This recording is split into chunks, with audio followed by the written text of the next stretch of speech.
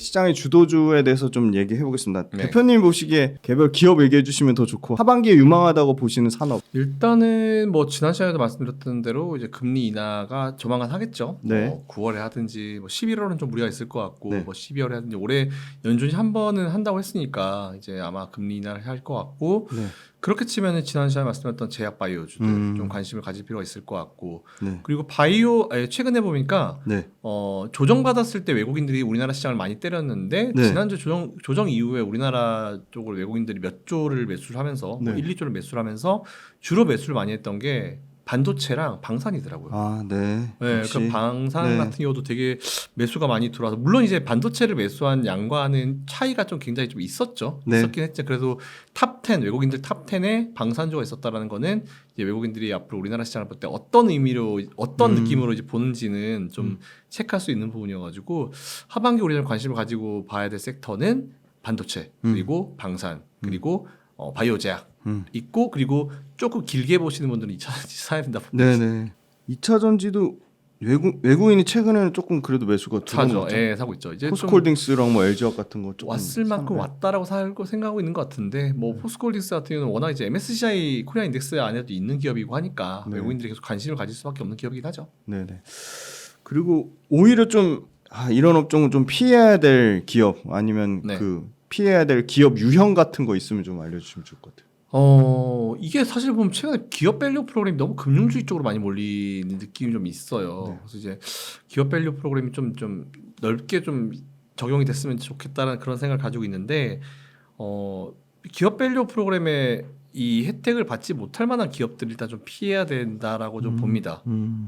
기본적으로 그러려면 이제 어느 정도 실적은 나와야 되고 네네. 배당을 하지 못하는 기업 보면은 그런 기업들도 있어요. 그러니까 어쨌든 우리 기업 밸류 프로그램 할 거야, 뭐 주주치하 정책 할 거야 이래가지고 배당을 늘리고 네. 아니면 뭐 자사주를 매입한다든지 이런 기업도 되게 많잖아요. 네. 근데 물론 이제 우리나라 기업들 같은 경우는 자사주를 매입한 이유가 뭐 주주치하 정책도 있긴 있지만 자기들 지분 확보, 경영권 방어 이런 측면도 있긴 있어요. 근데 진짜 주주친화 정책이라고 하면서 자사주를 매입하려고 하면은 자사주 매입과 함께 소각을 한 번에 해야 됩니다. 자사주 매입과 함께 소각을 한 번에 이루어져야 되는데 만약 자사주 매입만 한다고 하면은 사실 저는 그건 주가 저점에서 그냥 저가 매수랑 뭐가 다를까라는 그런 생각을 가지고 있는데 최근에 우리나라 이제 주주친화 정책해서 자사주 매입한 기업들 공시가 쭉 나온 걸 보니까 네네. 자사주 매입하고 나서 오히려 하락한 기업들이 꽤 많아요. 근데 그 하락한 기업들의 공통점 중에 하나가 그거더라고요. 첫 번째, 소각을 하지 않은 기업. 그리고 두 번째로는 쥐어짜기 주주친화 정책한 기업들. 그러니까 주주친화 정책을 하려면은 돈이 필요합니다. 당연히 네네. 돈이 네. 필요해요. 근데 이제 그렇게 돈이 필요하려고 하면은 실적도 잘 나와야 되고 순이익이 좀 남아야 되겠죠. 회사 내에 있는 유보자금이 좀 있어야 그거 가지고 자사주 매입도 하는 건데 오히려 유보자금 자체가 그렇게 넉넉하지 못한데도 불구하고 자사주 매입을 하는 그런 거는 밖으로 봤을 때는 뭔가 기업 주주들한테 있어 보이는 어떤 그런 척을 할 수 있지만 내실은 더 안 좋아지는 거죠. 그런 기업들은 자사주 매입할 게 아니고 돈을 쥐고 있어야죠. 그래서 유보율도 떨어지고 이렇게 돈 없는 기업들은. 근데 단순히 그런 테마에 착 들어가고 싶어가지고 없는 돈 긁어 자사주 매입을 한다. 이런 기업들은 진짜 피해야 돼요. 그런 기업들은 자사주 매입 공시 떠도요 주가 못 갈 겁니다. 빠질 겁니다.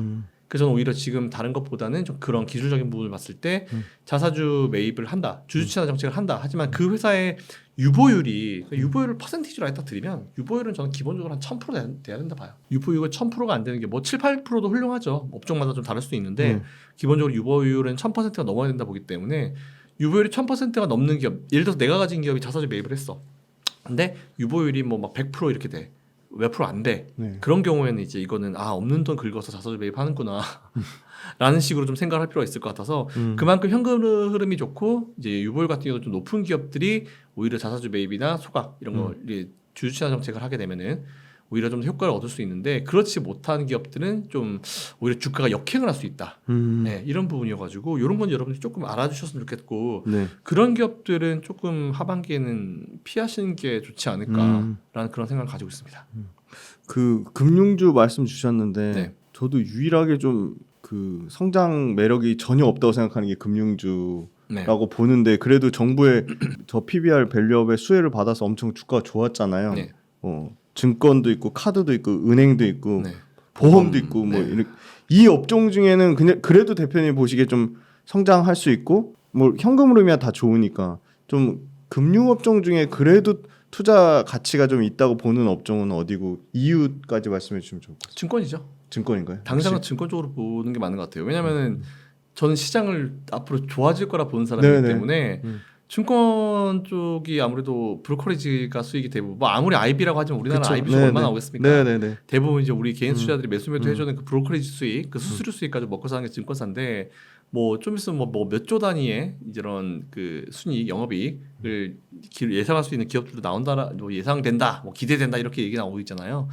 그래서 전 시장이 더 좋아질 거다라고 보는 측면에서 좀 강세론자의 측면으로 봤을 때는 증권주들이 계속 브로커리지 수익을 가져갈 것이다 라는 그런 의미인 것 같고 뭐 투자은행 쪽 IB 쪽이 얼마나 어떻게 빠르게 성장할지는 모르겠지만 아무튼 그런 건 좀 우리가 포인트를 잡아볼 필요가 좀 있을 것 같아요.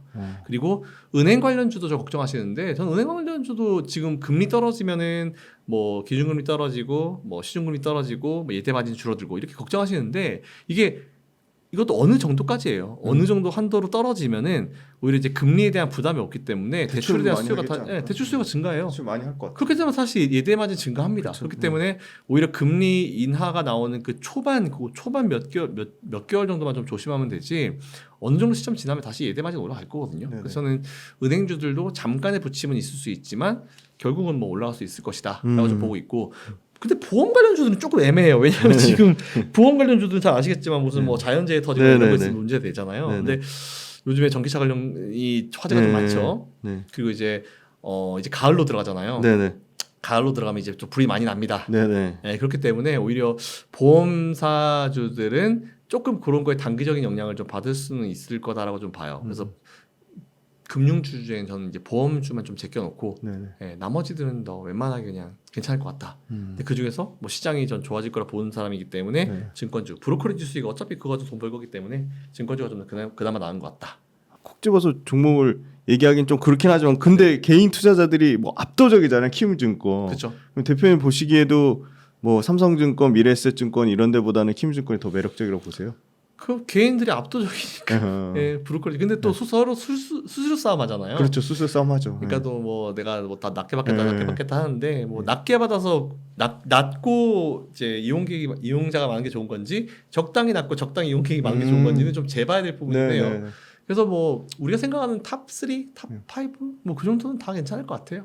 누가 먼저 주가가 올라가는 거는 금융주들은 이제 지들이 돈을 많이 버니까 네. 그거 가지고 얼마나 자사주 매입 소가 주주채납 정책하냐 네네. 막 그거 싸움일 것 같아요. 그러니까 최근에 뭐 되게 많이 하더라고요. 맞아요. 뭐 KB도 하고 네네. 메리츠도 하고 되게 많이 하더라고요. 밸류업 수혜주 중에 자동차 부품 좀 할 수 있지 자동차 않나요? 부품이 최근에 대표님. 밸류가 엄청 싸거든요. 밸류는 싼데 네. PBR 뭐 0.5배 이렇거든요. 좀 그게 현대 같은 네네. 경우도 모비스였나요? 거기에 이제 불량 부품 얘기가 좀 나오잖아요. 리콜 네네네. 얘기. 네네네. 그 저는 자동차주들은 최근에 좋았는데 네. 자동차 부품주가 안 좋은 부분 이유를 진짜 안 좋거든요. 네, 네네. 안 좋은 이유를 찾다 보니까 이제 뭐 그런 불량 부품에 대한 어떤 리콜 뭐 이런 얘기도 있긴 있었는데 모르겠어요. 사실 그래서 저는 좀 특이하더라고요. 좀 특이합니다. 희한하게 좀 보고 있는데 아직까지는 뭔가 그런 이미지 내에 좀 있는 것 같아요. 근데 밸류가 싼 게 맞긴 맞거든요. 근데 뭔가 당장 또 부품 쪽은 돌아설 만한 게 또 보이진 않아요. 근데 밸류가 낮은 건 맞습니다. 그렇다고 뭐 매수하십시오. 이렇게 하기엔 좀 애매하죠. 그러니까 금융주가 너무 단기간에 많이 올라서 네. 이 정부 밸류업 수혜주로 다른 업종까지 확산은 일어난다고 보세요? 확산이 이루어질 수 있죠. 확산이 이루어져야죠. 네. 사실 그걸 바랬던 게 정부의 밸류 프로그램이니까. 그러니까요. 네네. 그러니까 다양한 업종으로 이제 널리 퍼지는 걸 좀 바라는 그 부분인데 네. 거기서도 이제 기업과 정부 간의 어떤 시각 차이는 있을 수 있죠. 이렇게 너무 세게 하는 거 아니냐 뭐 이렇게 하는데 기업 밸류 프로그램 일본 걸 봤을 때는 기본적으로 규제나 제재는 있어야 되거든요. 너무 지금 우리는 당근만 퍼주고 있는데 네.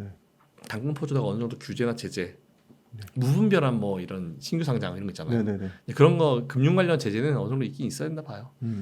아까 주도주 중에 제약바이오 말씀 주셨는데 네. 제약바이오가 뭐 항암제 있고 비만 치료제 있고 네. 전통제약사 있고 그다음에 이제 위탁 생산하는 삼성바이오로직스나 셀트리온 같은 뭐 CDMO가 있고 네. 이 중에 현재로서 좀 가장 매력적이라고 생각하는 그 밸류체인이랑 네. 또 그 이유까지 설명해 주시죠. CDMO죠. 네, 역시 기본 CDMO. CDMO죠. 네. 네, 지금 이제 굉장히 핫한 어떤 그 제약들의 이제 보증 네네. 이제 끝나가죠. 특허 만료. 특허 만료 끝나죠. 끝나죠. 예. 그렇기 때문에 이제 아마 이제 엄청난 이제 시밀러들이 활동을 할 것이고 CDMO 기업들이 활동을 할 것이고 지금 당장은 앞으로 한 2, 3년 정도 이제 밸류를 가지고 있는 거잖아요. 네네. 그렇기 때문에 지금 당장은 CDMO만 좀 있을까라는 그런 생각을 좀 가지고 있습니다. 역시나 CDMO가 제일 네. 매력적이다. 그리고 최근에 조선주도 주가 안 빠지고 잘 버티고 있잖아요. 네. 조선주, HD 현대그룹 그리고 네. 삼성중공업 그다음에 이제 대우조선해양 인수한 하나오션 네. 이 세 가지 주가 측면은 사실은 하나오션이 제일 약하긴 한데 약하긴 하죠. 예. 그럼에도 불구하고 역시나 대장인 HD 현대중공업이나 뭐 네. HD 한국조선해양이 제일 매력적이라고 보시는지 아니면 의외에 뭐 삼성중공업이나 하나오션이 더 매력적으로 보시는지 그냥 잘 하는 애들이 좀 나은 것 같아요. 현대 쪽이. 현대 쪽이 네, 현대 쪽이 그나마 좀 나은 것 같아요. 참 조선 쪽은 진짜 어려운데 가격적인 부분을 봤을 땐 진짜 하나오션이 좀 매력적이잖아요. 매력적이긴 네. 하죠. 네, 네. 그래서 저는 오히려 지금 좀 중간에 있는 삼성 쪽보다는 이제 네. 하나 쪽이나 아니면 이제 현대 쪽이 좀 그나마 좀 낫다라고 보는데 네. 조선 쪽은 이게 진짜 오랜 기간 동안 기다렸었다. 오히려 미국이 이제 중국을 좀 이제 네, 네. 두 국가 간의 어떤 이슈가 발생을 하면서 제재를 가하면서 우리나라가 좀 반사이익을 얻는 부분도 분명히 있거든요. 네, 네. 근데 이게 단기간 내에 끝날까라고 생각하면 절대 단기간에 끝나지 않을 것이다. 예, 이에 따라서는 조선주들은 전반적으로 다 괜찮은 것 같아요. 업황 자체도 업종 자체도 뭐 오히려 비수기 때 컨테이너는 1분기 비수기인데 1분기 때부터 중국이 밀어내기 수출하면서 컨테이너 네네. 가격이 확 올랐었고 네네. 그때부터 실적이 잘 나왔고 그러니까 예상하지 못했었던 그런 어떤 호재성 이슈들을 맞이하고 있는 쪽인 것 같아가지고 오히려 저는 조선 섹터도 좀 관심을 좀 가질 필요는 있을 거라 생각합니다. 그럼 조선대 제약 네. 둘 중에 더 매력적이라고 보십니까? 저는 제약이 나요. 그럼에도 네. 불구하고 제약이 네, 네. 역시 들어가는 그렇죠. 비용 대비해서 나오는 게 많잖아요.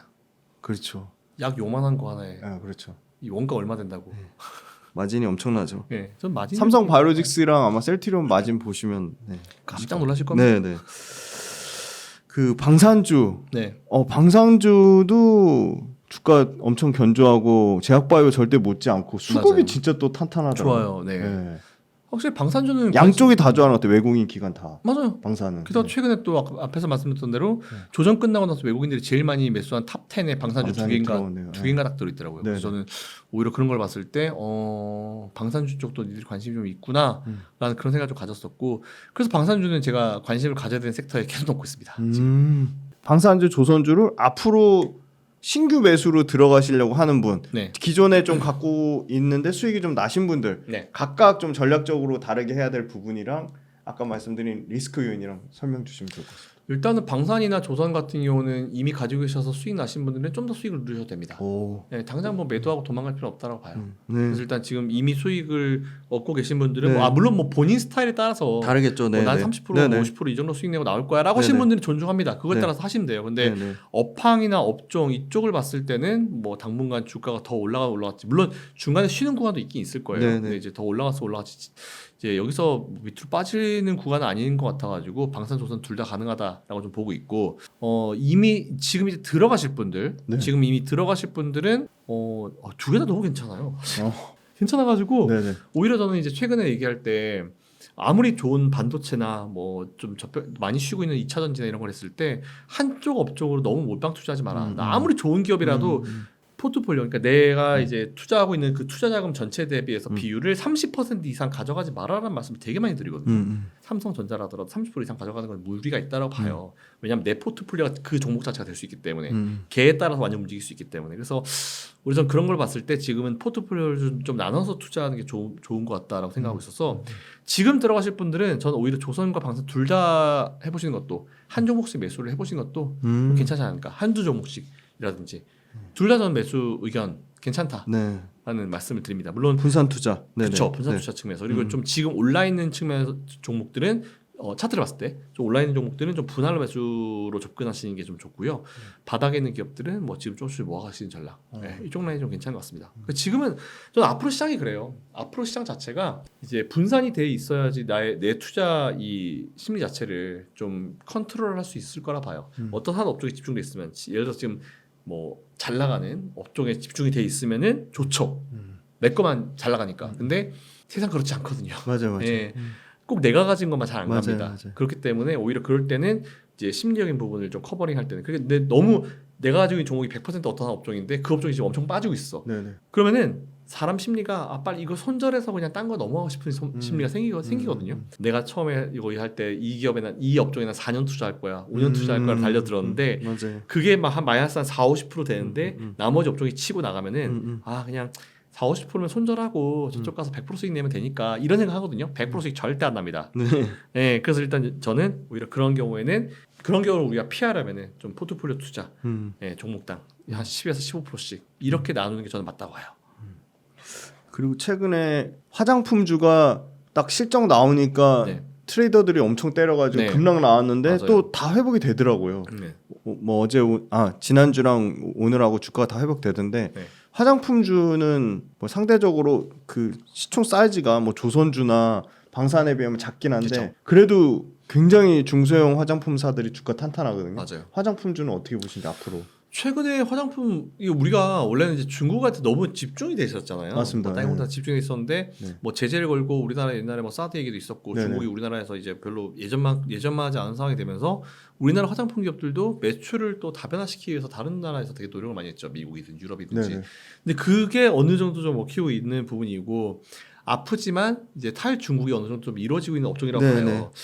그런 걸 봤을 때는 말씀하신 대로 이제 이런 조선이나 방산 이것보다 파이가 크진 않지만 그래도 우리나라가 또 잘하고 있는 쪽이잖아요. 화장품 네네. 라인들이 기업들이 잘하고 있는 라인이어가지고 관심을 좀 가져볼 필요는 좀 있을 것 같다는 생각이 좀 있긴 있습니다. 화장품 라인들.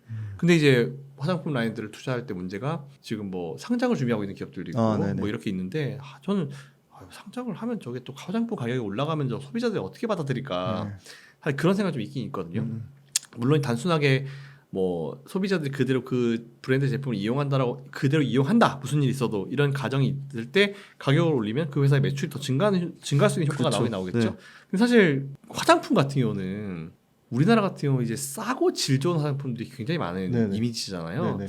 그 자칫 잘못하면 이게 가격이 올라가게 되고 이벤트가 줄어들게 되면은 보통 이제 상장하게 되거나 그렇게 되면 이제 그 비용 자체가 다 소비자들한테 다 전가가 맞습니다. 돼요. 네. 그래서 저는 그거 갖다가 어느 정도 이제 커버할지에 따라 가지고 그런 기업들의 어떤 분위기는 투자 심리는 바뀔 수 있을 것 같은데 그거를 제외하고 봤을 때 화장품주들 뭐 저는 뭐 많이는 아니고 한 5% 투자자금 대비해서 한 5%에서 10% 안쪽은 한번 이제 포트폴리오에 넣어도 나쁘지 않겠다라는 생각을 가지고 있긴 합니다. 그 대표님 들어보셨을 수도 있는데 화장품주를 네. 우리나라 양궁 대표팀에 비교한대요. 아우 우리나라 워낙 까다롭고 까탈스럽고 소비자들 눈높이가 너무 높아서 맞아요. 우리나라 통과되면 세계에서는 그냥 다 네. 통과된다. 맞아요. 그래서 양궁 국가대표팀이 국가대표 선발전이 금메달 따는 것보다 어렵다고 힘들죠. 그거라고 하더라고 화장품이. 맞아요. 아 공감하시는군요. 네. 그러면 대표님 딱 이제 포트폴리오를 5개 산업으로 정한다. 비중을 똑같이 1대1로 하셔도 되고 비중 조절하셔도 되고 네. 포트폴리오 5개 산업을 분산한다면 어디에 투자하시겠습니까? 반도체, 반도체, 2차전지, 2차전지, 방산, 조선. 조선도 포함시켜도 될 것 같아요. 그리고 나머지를 뭐 예를 들어서 나머지 10%를 한다라고 하면은 화장품은 잘 모르겠네. 당장은 지금 넣어야 될 필요성을 느끼지 못하고 있어가지고 일단 요 4개만. 현금 넣으셔도 됩니다. 현금 10%. 네. 현금. 그러면 나머지 반도체, 방산, 2차전지, 조선은 다 동일 비중입니까? 아. 거기서 좀 좀 더 가중치를 저는 그냥 네. 반도체랑 2차전지는 좀 가중치를 조금 높였으면 더 높이고 나머지는 10%씩. 10%씩. 방산 10% 그리고 조선 10% 그리고 반도체랑 2차전지는 10에서 20% 각각 20%. 나머지는 현금. 네. 네. 딱 그게 이쁠 것 같아요 지금은. 네. 방산 10%, 조선 10%, 반도체 20, 2차전지 20, 나머지 현금입니다. 네. 네. 딱 괜찮을 것 같아요 지금. 뭐 해외 주식까지 포함한다면 더 좋겠지만 네, 일단 네. 이제 국내 주식만 봤을 때. 국내 주식만 봤을 때요. 네. 방산, 조선, 반도체, 2차전지 네, 이렇게 공부 같이 열심히 해보시면 좋을 것 같습니다.